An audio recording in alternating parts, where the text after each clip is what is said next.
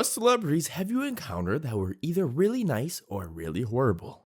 Story 1. I ran into Adam Sandler outside of a Planet Fitness in Brooklyn in early 2016. As I was leaving the Planet Fitness, it looked like he was walking in. We made eye contact, so I stopped and held the door for him. He got to the door and stopped right before he walked through, in one of those fake poses that little kids make when you tell them to freeze.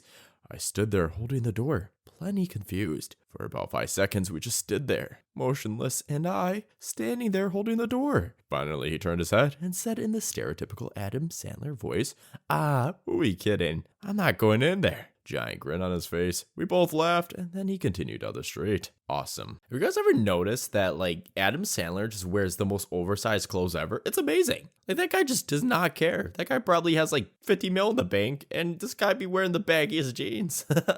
Story 2. I met John Candy on a plane when I was a little kid while traveling with my family. He was a big man. He had the whole row to himself in front of us with the armrest up between the seats so he could be more comfortable. The stewardesses were blocking anyone from coming up and bothering him, even though they weren't exactly leaving him alone either, with them always talking and constantly laughing at his enjoyable banter the whole trip. At some point, he got up to go to the bathroom. On his way back, as he passed our row to get to his, he looked at me and pretended to do a double take, like he was surprised. He said, "Hey, you're the quietest kid ever. Don't you talk?" The way he said it was so friendly that I just smiled and giggled. Then he had a pleasant conversation with my parents, who had been dying to talk to him the entire flight, but were too polite to bother him. Not even 2 weeks later, we heard he had passed away. Story 3. My mom spotted Robin Williams once and she went up to him and asked if she could get a quick photo. She didn't realize he was there in the middle or about to do something with the Make-A-Wish Foundation. So she waited until they were done around 20-30 minutes later, and then a bunch of the kids and people wanted photos with him. He made it a point to stick around and told his staff, "I think that woman wanted a photo," and made sure she got it. Mom was thrilled. He was such a humble, nice dude. Man, it's so sad. I know this was a while ago, but rest in peace, Robin Williams. Story 4.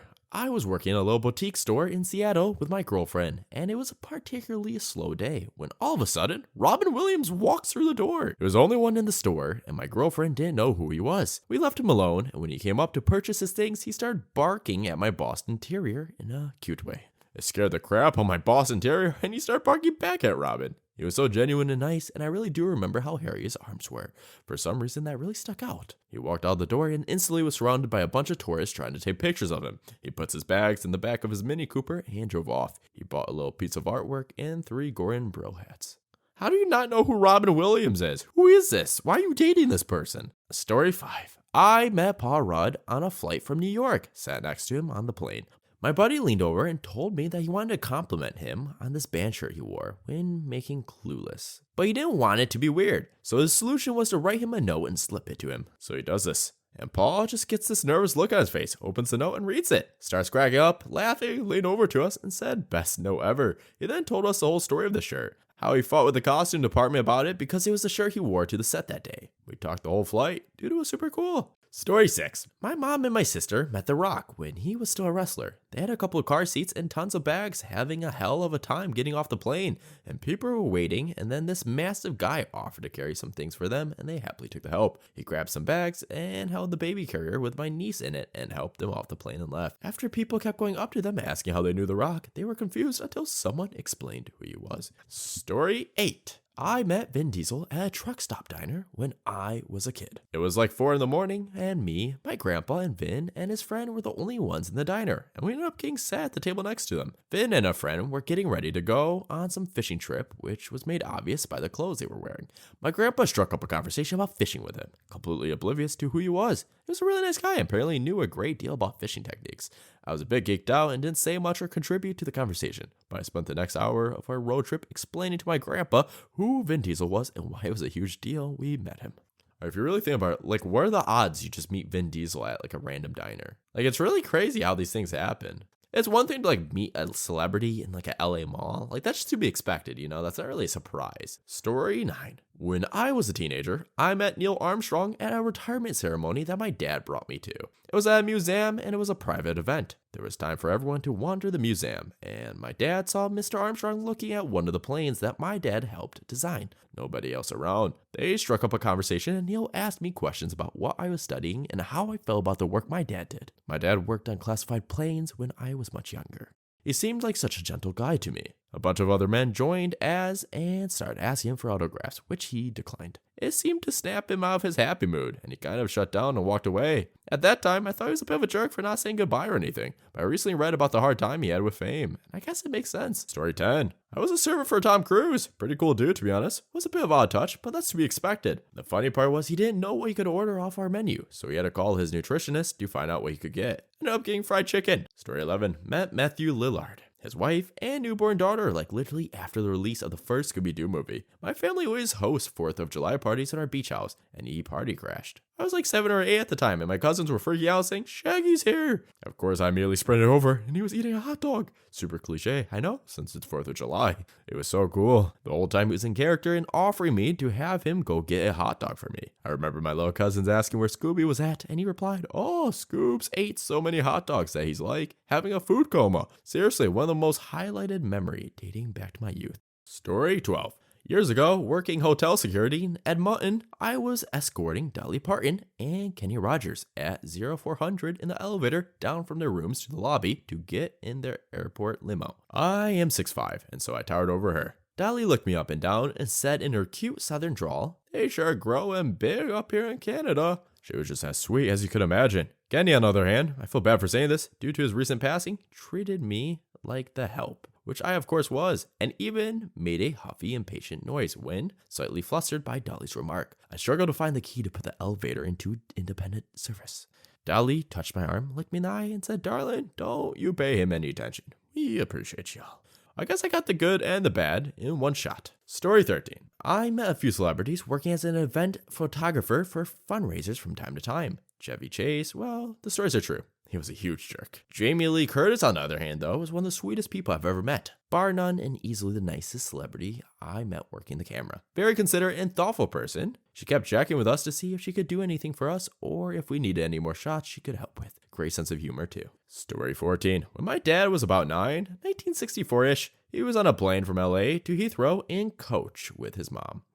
The stewardess came back and excitedly asked him if he wanted to meet a Beatle. My dad said sure, but he didn't really know the Beatles at that age, and only said yes because that's kind of what you do at that age. He sat on the couch next to George, different time. Airlines treated you like people. George folds up his newspaper and says, so, do you like my music? My dad says, like a confused 10-year-old, oh, no. Apparently George smiled and went back to read his newspaper. My dad sat there like a doofus for like 5 to 10 minutes until the stewardess came and got him. So George Harrison was cool to children, and my dad's the most stone cold 10-year-old ever. Story 15. I hung out for an hour or so with Kiefer Sutherland. It was an amazing coincidence running into him as we had plans to go see him at the concert the coming Saturday night. Tickets were free, but you had to stand in line to get them. My son was bartending. I came in to see my son, and he said, hey dad, I got someone I want you to meet. So when I met him, the first thing out of my mouth was, oh my goodness, we loved you in Lost Boys in 24, and so much. And believe it or not, my wife and I are coming to see your band on Saturday. He lost it. He was like, most people don't have a clue about my music. I can't believe you guys are coming. That's so awesome. Yeah, he was thrilled. So I called my wife. Then she swung by the bar too to meet Kiefer. Long story short, he left really great seats for us at the will call. Then during the concert, he called out for my wife and me to stand up. Then he dedicated a love song to us. He's a good dude. Oh god, I thought that was going to take a bad turn for a second when he said, oh, he called out for my wife. Oh no, can you imagine?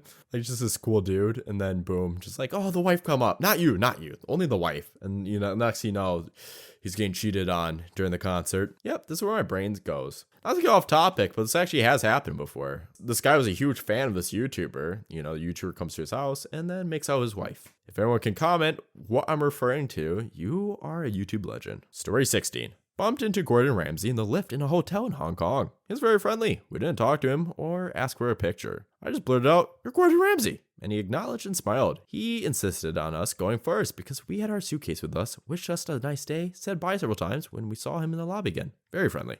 Story 17. Nearly 20 years ago, I literally bumped into Mick Foley at Six Flags in NJ.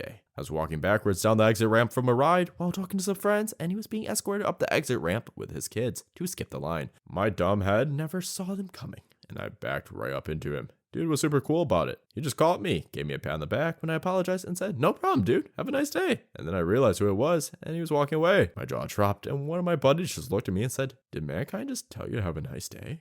Story 18. Met Peter Cullen, voice of Optimus Prime and Eeyore.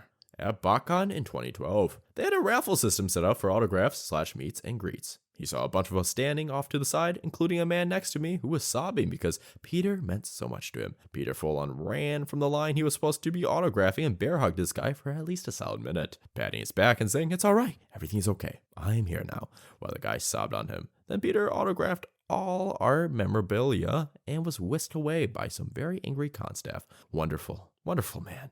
Class act and generally kind. Story 19. I was working on a set once where John C. Reilly acted as one of the main characters. It was a pretty small set and low budget. Not even sure if the show even aired, so we all found ourselves working closely together for the most part. I sat across from him during lunch one day. We chatted for a bit about random stuff. The guy talks the way he acts, which is why I think he plays such a great character in any comedy, because he quite literally plays his own attitude in many roles. At least it seems. But anyway, he was a very nice and down-to-earth guy. I found it hard not to giggle every time he spoke because I just couldn't shake the image in my head of all the roles he's played. Story 20. I had the chance to work with Whitney Houston for 8 days on a film set. I was working as an extra. She was nice, kind, and personable. Her beauty was more striking in person. She was very professional. She did not miss a mark or a cue. Everybody on the set cried when she sang. Whitney Houston was very nice to me and complimentary. She spoke sweetly in a motherly tone when she greeted people. I can still remember her friendly greetings when she arrived on set every day. That was one of the best experiences of my life and best experiences working on a film set. I learned a lot from her about professionalism on a film set. I also saw how hard she worked. She was there 12 hours a day and on point every minute. I watched how she interacted with the director, other actors, and crew. She was even encouraging to other actors and performers in the film, even the extras. It was heartbreaking when she passed. I still have the dress that I wore in that film. She admired and complimented me about the dress. An actor/musician I know is booked to perform at the event. Whitney Houston was to be at the day she passed. He was also staying at the same hotel. He called me and told me she was gone. Then he started to cry. Story 21. Bill Nye. Horrible. I took a group of high school students to an engineering fair at University of Illinois in 2001. Bill was a special guest. This was a big deal for my students as he was the inspiration to pursue science. My student made a t-shirt that she wanted to get signed by him if she got the chance. We drove 4 hours to get there, walked around and viewed the projects that were on display, and watched some battle bot competitions. On our last walkthrough, here comes Bill down the hallway. I nudged my student to go ask for an autograph. She told him that he was a huge inspiration and asked if he would sign her shirt. He said that he did not appreciate that she was interrupting his walk. She showed him the shirt. He rolled his eyes, scribbled on the shirt, and tossed it to her. She looked like she was going to cry. Instead, she walked over to the garbage can and threw it away. He said, whatever, and went back to looking at the projects. I'm so confused. So if I'm getting this right, this guy was just walking through a hallway and said he didn't appreciate this person stopping him on his walk? That just seems like a very snobby thing to say, you know? I'm sure people don't like to be interrupted, but geez. You know how many people I've had interrupt me at the gym when I have my earbuds in? I'm not I don't appreciate this, I just kind of hey, I'm working out, it's all right. That is a pretty nasty interaction. Story 22. Ewan McGregor accidentally ran over my boyfriend's foot a couple of years ago when he was filming his Long Way Around series. He was absolutely lovely though. My boyfriend loves bikes, so he's over the moon. Bless him. Apparently they talked about his GS for a couple of minutes together. Apparently it's one of his favorite memories. He had to restrain himself a little from roasting the GS as they were notorious for their unreliability. Story 23. Ringo Starr likes this restaurant by my house. I've run into him a few times while I'm up there. If he's with someone else, then he's bearable. There is thus one time, though, I was with a friend and he exited the restaurant with his wife. My friend saw who he was and looked shocked. He just looked in our direction and said, "Yes, it is I," and drove off. We were then informed by the valet guy a few feet away that we got lucky, and because some older folks were nearby. In short, Ringo is a salty man. I'm a little confused with this story. He says this person's salty, but am I missing something? I don't really get any salty vibes from this. Story 24. After college, I was living the intern life in New York, so I had to hunt around for a job that would be fine with me working just evenings. The first call I got was Kmart, so for about a month, I worked at Kmart Penn Station. One night, this guy was with his hat pulled down low, and this really cheerful girl came into the electronics department where I worked. It was wild. Wild store with a ton of sketchy characters, so right away I was wary of him. Anyhow, they looked at the game selection for a minute. Then the girl asked me if they could get Madden 2013. I obliged, took it from the case, and began cashing them out. It was over the $50 minimum where I had asked for ID with a credit card purchase. So I asked the sketchy fella for his ID. He told me in his hushed little voice that he didn't have it with him. So I called up security to get the okay to finish up the transaction.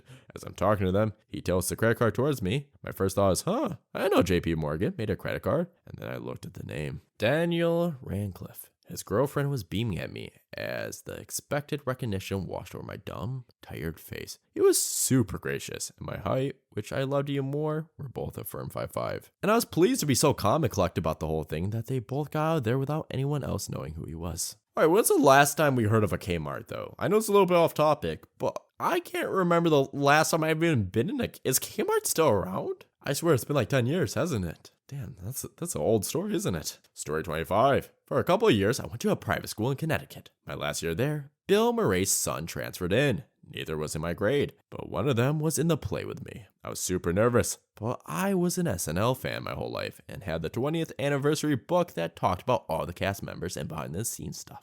After the show, me being really shy, I said hi and told him I was a fan and asked him to sign it. He said, wow, I haven't even seen this yet. Cool. And then told the biggest lie ever told and said I was good in the show. I was awful. I forgot all my lines. Weirdly, this wasn't the first time I saw him. When I was about 6, we were at a restaurant in New Jersey, and he and his wife were at another table. Ghostbusters had just come out, and I wanted to say hi, but my parents stopped me. Nice dude. Story 26. Zac Efron was a douche when I met him, but it was during his high school musical days, and he was just a kid then, so who knows what he's really like now. Justin Timberlake is exactly the same guy you see on TV. That's a real southern boy right there. Alex Trebek is just all around cool dude. Mark Harmon is awkward, but his wife is adorable. Maria Bello is a super rude and snotty. Hope to never see her again. Pierce Brosnan, you know what you did, F you a-hole. See, I'm a little confused with this one. You're telling me this person met all these celebrities. I'm calling cap on this story. It's a cap story. We need to know what this person does. We need to know some more context. Do you live in LA? Do you work on movie sets? What's going on with this? Story 27. Drake Bell came to my college last year and sang/played guitar. He was big when most of us were grade schoolers, but he does next to nothing now. His musical skills weren't bad, but he did a terrible show because he said nothing between songs. Despite the fact that he's now touring small rural colleges, he was a royal jerk to us. Story 28. Zac Efron is the nicest guy in the world. I met him at a New Year's house party in LA. I asked him about his workout resume for the movie Neighbors, and he was so happy to talk to me.